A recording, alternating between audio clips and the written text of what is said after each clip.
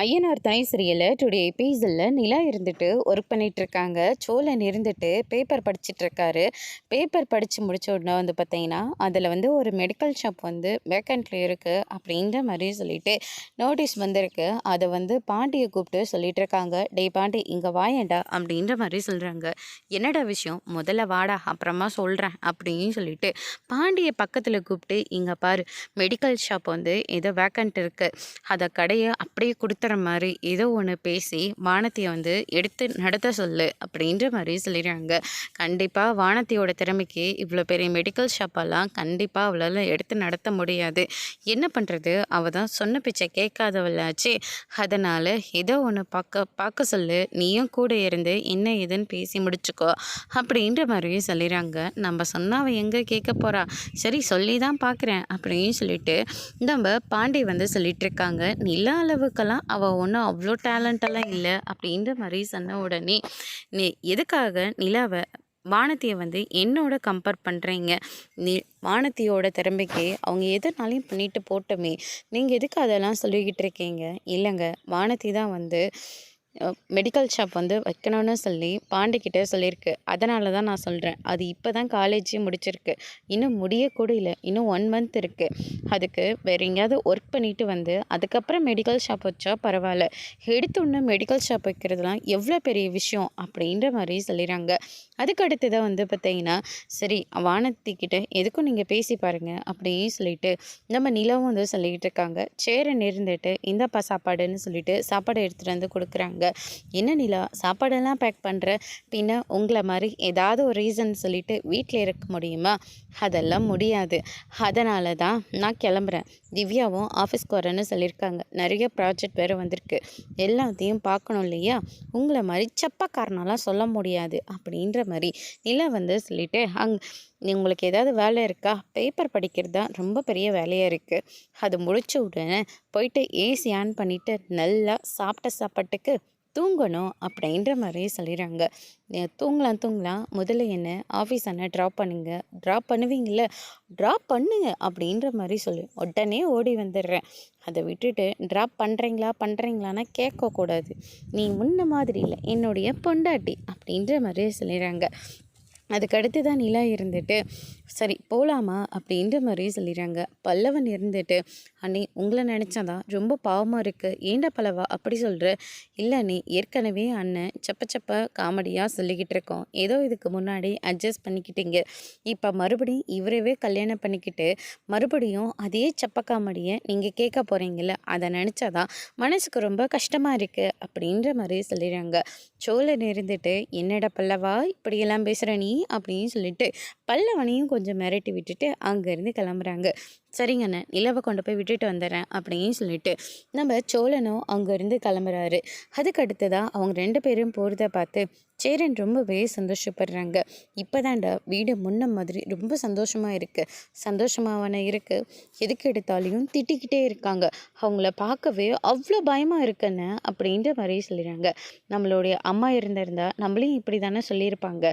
அந்த இடத்துல நம்ம நிலாவை வச்சு பார்ப்போம் வேண்டா, நிலா நம்மளை எல்லாரையும் நல்லா தானே பார்த்துக்குது அப்படின்ற மாதிரி சொல்லிடுறாங்க.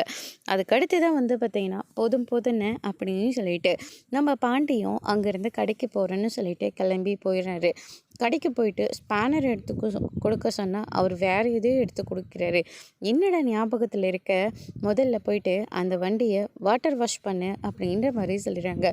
ஐயோ அண்ணன், ஏதோ ஒரு ஞாபகத்தில் அதை எடுத்து கொடுத்துட்டேன், அதுக்காக மொத்தமாக எனக்கு வேலை தெரியலன்னு சொல்லிடலாமா?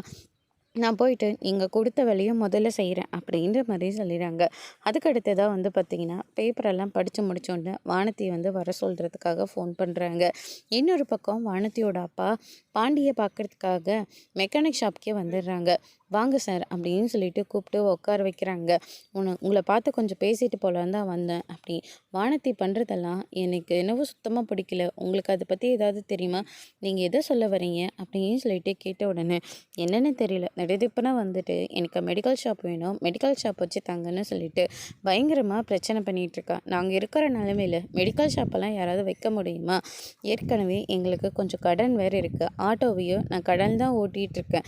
இந்த மாதிரி ஒரு நிலமையில அவள் மெடிக்கல் ஷாப் கேட்டால் நாங்கள் எப்படி தம்பி வச்சு தர முடியும்? இப்படி தான் வந்து அவசரமாக வந்து கல்யாணம் எனக்கு பண்ணி வைங்கன்னு சொல்லி பெரிய ஆர்ப்பாட்டம் பண்ணிவிட்டா.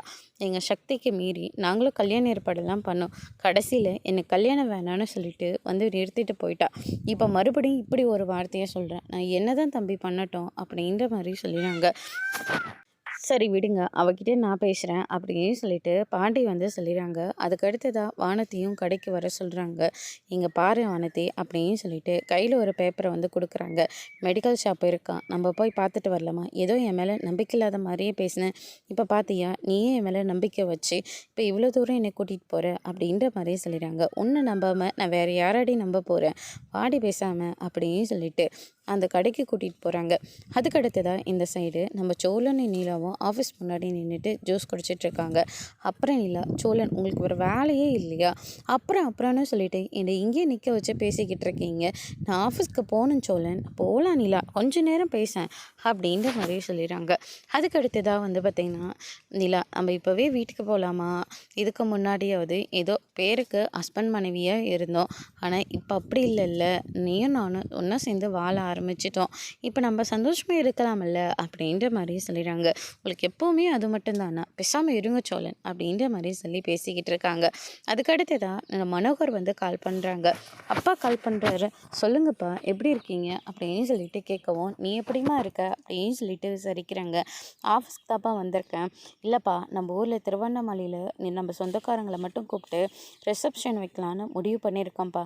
நீ என்னம்மா சொல்கிற? அதெல்லாம் வேண்டாம்ப்பா ப்ளீஸ்ப்பா, எனக்கு அதிலலாம் கொஞ்சம் கூட இன்ட்ரெஸ்ட்டு கிடையாது. அதே மாதிரி எனக்கு வேலை வேறு இருக்குப்பா அப்படின்னு சொல்லிட்டு ஃபோனை வந்து கட் பண்ணிடுறாங்க. உடனே சோழனுக்கு வந்து கால் பண்ணுறாங்க. நிலா கிட்டே இப்போ தான் தம்பி பேசினேன், நிலாவுக்கு ரிசப்ஷன் வேண்டான்னு சொல்லுது. ஆனால் நிலா இங்கே இதுக்கு முன்னாடி இல்லை, இப்போ இனிமேல் இங்கே வந்துட்டு போகும்ல, அப்போ பார்க்குறவங்கெல்லாம் என்னம்மா பண்ண ஏதுமா பண்ணணும்னு சொல்லிட்டு கேட்பாங்க. நிலாவாலேயும் சுதந்திரமாக வந்துட்டு போக முடியாது, ஆனால் ரிசப்ஷன் பண்ணால் அப்படி கிடையாது இல்லை அப்படின்ற மாதிரி சொல்கிறாங்க. சோழன் இருந்துட்டு நிலா வேண்டான்னு சொல்லுமே, நான் எதுக்கும் நிலா கிட்டே பேசிட்டு கூப்பிட்றேன் அப்படின்னு சொல்லிட்டு சோழன் இருந்துட்டு நிலா கிட்டே போயிட்டு பேசுகிறாங்க. ஏன் நிலா வேண்டான்னு சொல்கிற அப்படின்னு சொல்லிட்டு கேட்குவோம். சொந்தக்காரங்களாம் 1008 கேள்வி கேட்குவாங்க. கேட்டு ரொம்ப டார்ச்சர் பண்ணிடுவாங்க. அந்த வேலையே வேண்டாம் அப்படின்ற மாதிரி சொல்லிடுறாங்க. மறுபடியும் சோழன் இருந்துட்டு நிலா வேண்டான்னு சொல்கிறாங்க அப்படின்ற மாதிரியும் சொல்லிடுறாங்க. தம்பி, எங்களோட கஷ்டத்தையும் புரிஞ்சுக்கோங்க. எனக்கு இருக்கிறது 2 பிள்ளைங்க தான். அந்த 2 பிள்ளைங்களுக்கும் கிராண்டாக கல்யாணம் பண்ணணும்னு நினச்சேன். சரி, நிலாவுக்கு ரிசப்ஷன் ஆகுது கிராண்டாக பண்ணணும்னு ஆசைப்பட்றேன் தம்பி, ப்ளீஸ் தம்பி நான் ஏற்பாடு பண்ணுறேன் அப்படின்னு சொல்லிட்டு ஃபோனை கட் பண்ணிடுறாங்க. சோழன் இருந்துட்டு நிலா கிட்டேயும் கொஞ்சம் பேசுகிறாங்க. நிலா வேணவே வேண்டான்னு பிடிவாதமாக இருக்காங்க. சரி வா வீட்டுக்கு போகலாம். வீட்டுக்கு எதுக்கு, அங்கே போயிட்டு ஜாலியாக இருக்கலாம் அப்படின்ற மாதிரியே சொல்கிறாங்க. போங்க சோழன் அப்படின்னு சொல்லிட்டு நிலாவும் க்யூட்டாக அழகாக வைக்கப்படுறாங்க. அதோட இன்னைக்கான எபிசோட் முடிச்சிருக்காங்க. இனி ஐயனார் துணை சரியில்லை, அடுத்தடுத்து என்னெல்லாம் நடக்க போகுதுன்றதை வெயிட் பண்ணி பார்க்கலாம். தேங்க்யூ.